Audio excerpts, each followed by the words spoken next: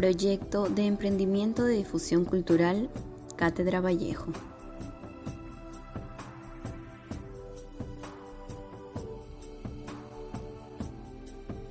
Documental de la novela El Tuxteno.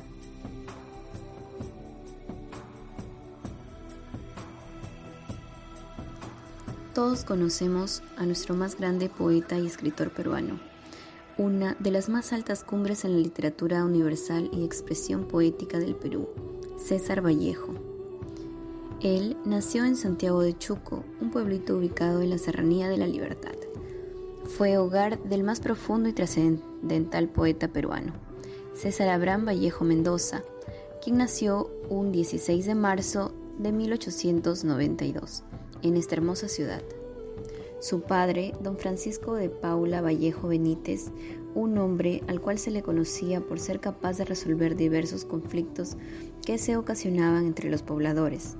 Su madre, doña María de los Santos Mendoza Urrionero, fue una mujer que se dedicaba a las tareas de su hogar y a la crianza de sus hijos. Este matrimonio tuvo 12 hijos, siendo César Vallejo el último. Un dato interesante que podemos apreciar es que César Vallejo, siendo el menor de sus hermanos, los clasifica por grupos, siendo estos los 4 viejos, los 4 mayores y los 4 menores. Vallejo comienza su educación en su tierra natal, Santiago de Chuco, en el centro escolar número 127. Luego iría a Huamachuco para continuar con sus estudios secundarios en el Colegio San Nicolás en el año 1909.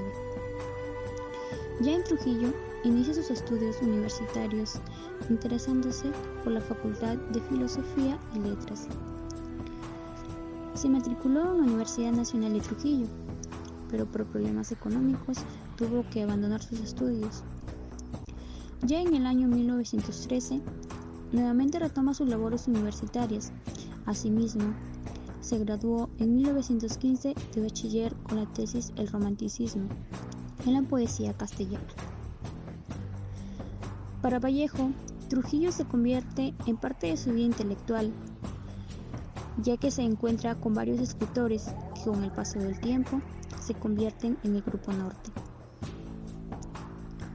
En este mismo año entra a trabajar como maestro del primer grado de primaria en el Colegio Nacional San Juan, teniendo entre sus alumnos al conocido escritor Ciro Alegría, el cual nos cuenta años más tarde que a Vallejo le gustaba que ellos relataran sus historias y dialogar de las cosas que veían a diario. Estando en Lima y el dolor de no poder visitarla lo destruyó por dentro. Vallejo recuerda a su madre con ternura, admiración, una persona amorosa y justa. Tiempo después, con la muerte, esta mujer de nuestro poeta en su agonía le dedicaba estrofas y poemas, y a su regreso Vallejo, al asistir a una fiesta patronal Santiago de Chuco, es involucrado en un incidente en donde justamente lo encarcelan.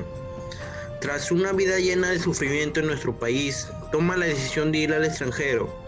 Fue así como llegó a la ciudad de París, donde conoció a su esposa Georgette Philippard, quien residía en el edificio frente al suyo y quien se convirtió en uno de sus más grandes pilares en su vida. Pero, ¿qué es lo primero que César Vallejo relata en la obra Tuxteno? Vallejo relata los sucesos que ocurrieron en la década de 1910 en una empresa norteamericana donde extraían mineral tungsteno, y nuestro escritor vio la realidad, las feas condiciones que se daban a los trabajadores y el maltrato laboral que le daban a los trabajadores de la mina. Y eso es lo que nos describe el autor y los sentimientos encontrados que tuvo ante ese problema del maltrato laboral. César Vallejo, al entrar como ayudante con el papel de administrador de gobernador, conociendo la dura realidad de los mineros de Quivilca, lo cual le sirvió de inspiración, y luego publicó su novela llamada El Tuxteno, donde denuncia los abusos de las grandes mineras contra sus trabajadores y población. Esto se daba porque la mina era como la raíz de la fundación de la ciudad de Quivilca. Lo que más se evidencia es que las empresas extranjeras tenían las riendas, es por ello que abusaban y violentaban a la población. También el alcalde, el comisario y los demás explotaban a los modestos obreros con pagos miserables y largas jornadas que muchas veces terminaban lesionándolos. Los gendarmes dispararon a mansalva contra el pueblo desarmado. Muchos inocentes murieron y empezó a generarse la rebeldía entre los pacíficos ciudadanos del lejano poblado de Colca. Huanta le habla del movimiento revolucionario en las que todos los injustos pobladores serán vencidos y los obreros explotados serán liberados. Benítez los ayudó y finalmente se puso al servicio de los obreros. Pero Vallejo además mencionaba que la mujer en esos tiempos solo se dedicaba a ser madre, cuidar de su familia, únicamente dedicarse al cuidado de sus hijos y esposos. Ellas en esa época no pensaban en sus estudios, en hacer valer sus derechos, que con frecuencia eran vulnerados, pero no podían hacer nada contra eso. En donde rescatamos a todas las personas de cualquier sexo, sea femenino o masculino, es capaz de lograr grandes cosas y todas las metas que se propongan sin la necesidad de tener que ser obligados y explotados, algo que no quieran. Por último, los conceptos de trabajo forzoso y esclavitud seguramente son conceptos de trabajo, seguramente no abarcan todas las manifestaciones de explotación laboral. Es muy claro que en ese sentido, que la explotación debe comprender como mínimo abusos como el trabajo forzoso. Por otro lado, en la actualidad todas las personas que no tienen profesión buscan un trabajo en el cual son bien tratados a todo el esfuerzo que dan día a día, ya que gracias a ello se da a cabo y culminado un trabajo. A no solo desempeñarse en ese ámbito, hay muchas posibilidades de que todas las personas de cualquier edad puedan estudiar para ser mejores.